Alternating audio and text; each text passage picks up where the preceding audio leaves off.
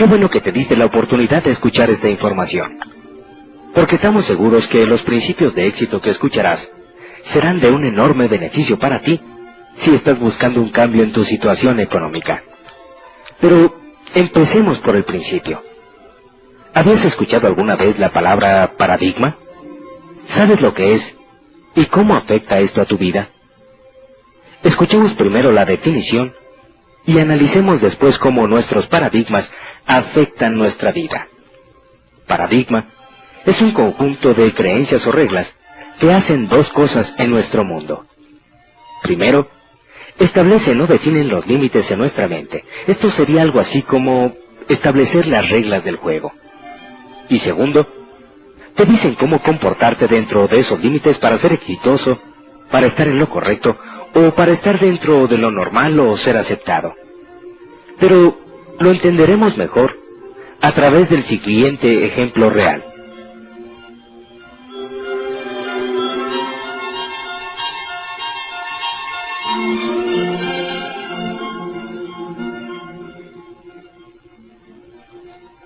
En 1968, el país fabricante de relojes más poderoso del mundo era Suiza. Solamente este país tenía el 65% del mercado a nivel mundial. Para 1980, o sea, tan solo 12 años después, Suiza tenía únicamente el 10% del mercado. Hasta 1968, Suiza llevaba 60 años controlando el mercado. De hecho, ellos inventaron el reloj de pulsera. Tenían a 65,000 personas para la fabricación de relojes. Para 1980, esta cifra se redujo a tan solo 10,000 trabajadores de esta industria. La pregunta obligada aquí es, ¿qué sucedió? ¿Cómo pudo esta potencia perder tanto en tan poco tiempo? Bueno, lo que sucedió fue que simplemente hubo un cambio de paradigmas. Un cambio en el proceso de pensamiento. Cambiaron las reglas de cómo se hacían los relojes, y aun y cuando los suizos eran los que más relojes fabricaban en el mundo, los que más investigación hacían, perdieron casi todo. De poco les sirvió su experiencia y su fuerza, porque cuando el proceso de pensamiento cambia, cuando las reglas del juego cambian, el mundo entero cambia, y se mueve hacia y alrededor de ese nuevo paradigma, de esa nueva forma de hacer las cosas. Lo que pasó entonces es que dos jóvenes investigadores suizos desarrollaron un nuevo concepto en la fabricación de relojes. Aplicaron el movimiento de cuarzo y desarrollaron el reloj electrónico, desarrollando así un proceso de pensamiento nuevo para la tecnología en la fabricación de relojes. Entonces, le presentaron este nuevo proyecto a los mayores fabricantes de relojes del mundo en ese tiempo. Pero los fabricantes estaban tan confiados y tan anclados en su propio patrón de pensamiento de cómo se deberían hacer los relojes, el cual implicaba un mecanismo con una serie de engranajes, resortes, etcétera, etcétera, que ellos habían inventado y perfeccionado, que no fueron capaces de aceptar un nuevo esquema, un nuevo paradigma, y cerraron su mente con tal fuerza a este nuevo concepto, que ni siquiera consideraron protegerse ellos mismos, y simplemente opinaron que eso no funcionaría, que así no se hacían las cosas, y negaron su existencia, y como resultado de esa respuesta, estos dos jóvenes investigadores suizos llevaron el proyecto creado por ellos al Congreso Mundial de Fabricantes de Relojes, que se llevaba a cabo en Estados Unidos de Norteamérica ese año. Allí, ciertas personas de una empresa japonesa llamada Seiko pasaron, dieron la innovadora idea, y el resto es historia. Para 1980, Japón tenía el 33% del mercado mundial. Todo esto nos lleva a entender que el mundo está siempre avanzando, siempre cambiando, siempre mejorando. Y tenemos que darnos cuenta que los procesos de pensamiento cambian, y esto no solamente puede pasar en el área de manufactura de un producto. Nos puede pasar a nivel personal, como nación o como empresa. Como en el caso de IBM, quien perdió el gran invento de las fotocopiadoras, simplemente porque su paradigma no los dejó ver de que se trataba de un gran invento, y perdieron un negocio de millones y millones de dólares.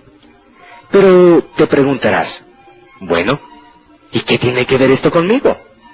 Pues simplemente que el que no nos demos cuenta que lo que era bueno hace 40 o 50 años, no necesariamente seguirá siendo bueno ahora, y probablemente no será bueno en el futuro. Cuando pensamos en la situación económica por la que atravesamos la mayoría de las personas en la actualidad, nos encontramos con una situación difícil en la que parece que no existe solución. Y entonces nos preguntamos, ¿cómo llegamos hasta aquí? ¿Quién tuvo la culpa? ¿En dónde nos equivocamos? Qué interesante sería encontrar las respuestas a estas preguntas, ¿verdad? Pero escuchemos una historia común que le sucede a muchas parejas.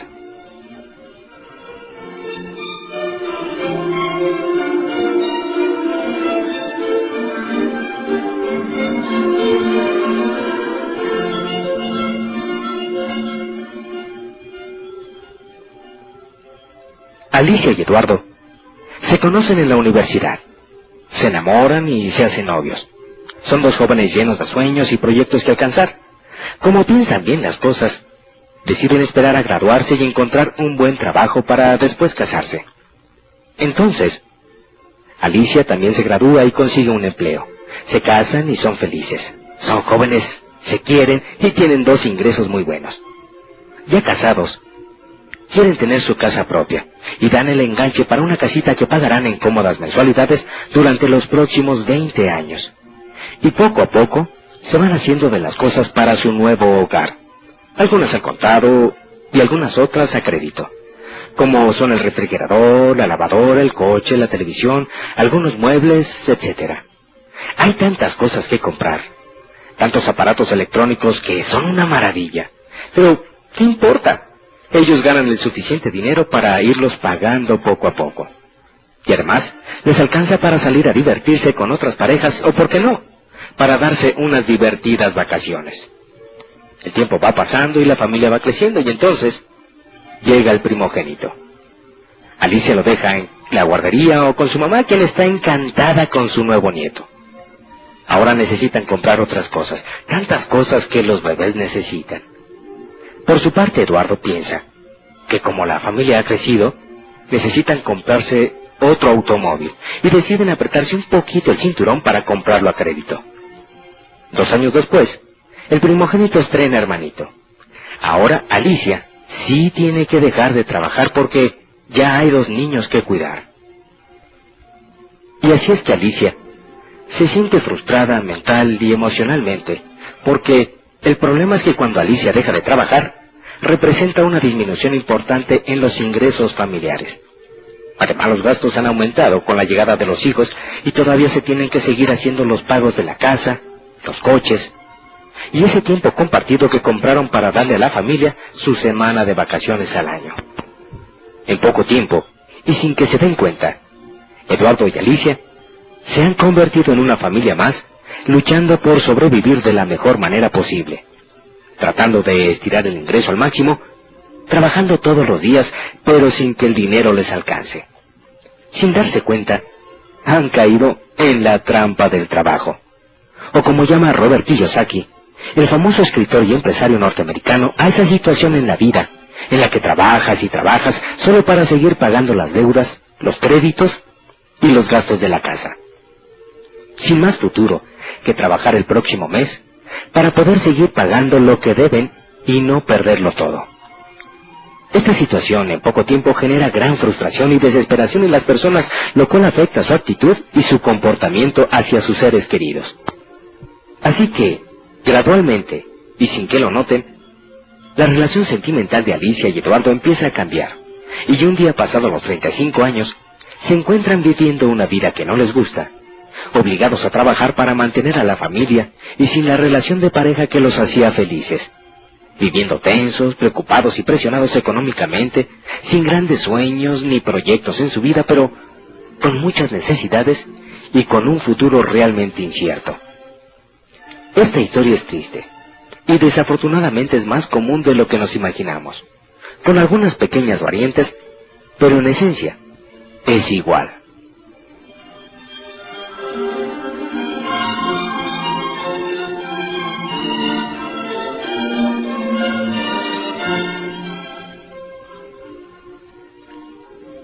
Esto pasa en muchas parejas en nuestro país. Es increíble darse cuenta cómo una situación tan simple como la de iniciar una vida en pareja puede convertirse en una situación de vida tan desmotivadora. Pero, ¿por qué es tan común esta historia en nuestros días? ¿Por qué el aspecto económico casi siempre es un problema en nuestras vidas? Pero sobre todo, ¿cómo podemos evitar caer en esta situación? O mejor aún, ¿cómo podemos salir de ella si es que ya la estamos padeciendo?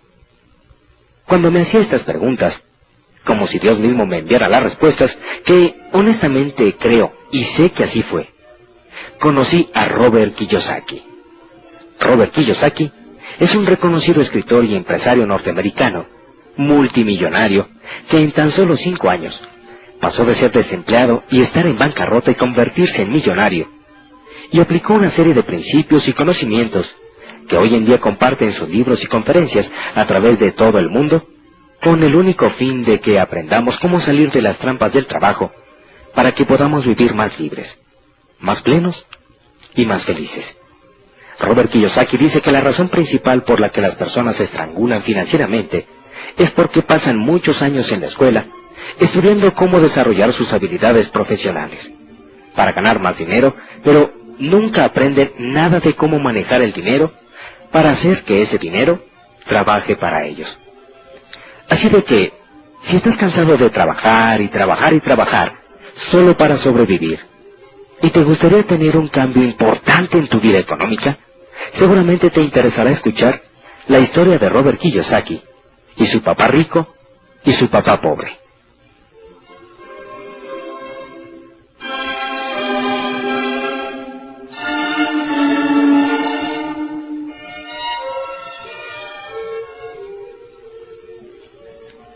Cuando era niño, Robert tuvo un amiguito, cuyo padre tenía varios negocios y una mentalidad financiera completamente diferente a la de su verdadero papá, quien, por cierto, era un alto empleado de gobierno. Desde los 9 años, Robert quería aprender cómo ser rico, y fue en esa búsqueda como empezó a recibir lecciones de su papá rico, que era así como él llamaba al padre de su amiguito, y así descubrió las diferencias en la manera de pensar de éste con su propio padre, quien aún teniendo maestría y doctorado, estaba lleno de deudas. Este es el tema de su libro, Padre Rico, Padre Pobre, y el del cuadrante del flujo de dinero, los cuales se han convertido en unos verdaderos bestsellers durante los últimos meses en la Unión Americana y algunos países de habla hispana como Argentina y México. Estos libros tratan sobre lo que los ricos le enseñan a sus hijos acerca del dinero que los pobres y la gente de clase media no les enseñan. Robert dice, una de las razones por las cuales los ricos son cada vez más ricos, los pobres cada vez más pobres y la clase media lucha cada vez más con las deudas, es porque el tema del dinero es enseñado en casa, no en la escuela. La mayoría de nosotros aprendemos cómo manejar el dinero de nuestros padres, así que, ¿qué puede decirle un papá pobre a sus hijos acerca del dinero? Él simplemente le aconsejará con mucho amor. Hijo, estudia mucho, saca buenas calificaciones y ve a la universidad. Entonces, con un título universitario podrás encontrar un buen empleo y ganar mucho dinero. Aconsejar así a nuestros hijos es aconsejarles de la misma manera como lo hicieron nuestros padres. El mundo ha cambiado, pero el consejo, no. Esto es, mantenernos en un mundo nuevo y diferente con paradigmas viejos, que nos han colocado en una situación riesgosa y no nos hemos dado cuenta. El hijo o la hija tal vez se llegan a graduar con las mejores calificaciones, pero con una pobre programación y mentalidad financiera, las cuales fueron aprendidas en casa mientras el chico o la chica eran jóvenes. Y aún con una buena educación profesional, pero sin la capacidad de entender las finanzas y sin el conocimiento de cómo funciona el dinero, no estamos preparados para enfrentar el mundo de hoy, en el que se promueve más el gastar que el ahorrar. El tema del manejo del dinero no se enseña en las escuelas. Las escuelas se enfocan en las aptitudes escolares y profesionales, pero no en las habilidades financieras. Estas las adoptamos de lo que vimos en nuestras casas en la niñez. Los paradigmas o patrones de pensamiento se heredan de una generación a otra. Los ricos transmiten los paradigmas de los ricos y los pobres los paradigmas de los pobres. Existen reglas sobre el dinero con las que juega el rico, y existen reglas del dinero con las que juega el 95% restante de la población. Estas reglas, tanto las del rico como las del gente promedio, se aprenden en casa. Y fue porque Robert Kiyosaki tuvo la influencia de dos padres, el que pudo aprender de ambos. Tuvo que reflexionar acerca de los diferentes consejos que cada uno de sus padres le daba, y haciendo esto, ganó un valiosísimo conocimiento acerca de lo que los pensamientos de una persona pueden hacer en su propia vida.